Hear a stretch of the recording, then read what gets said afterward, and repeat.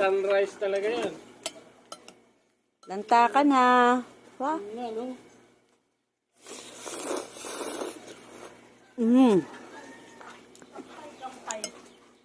Sarap.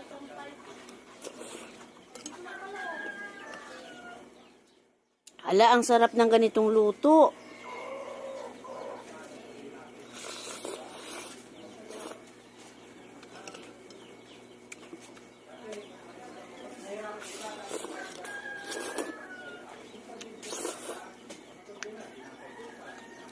Pinoy na Pinoy ba?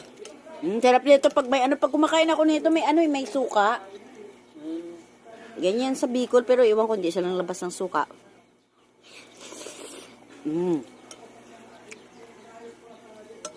Sarap.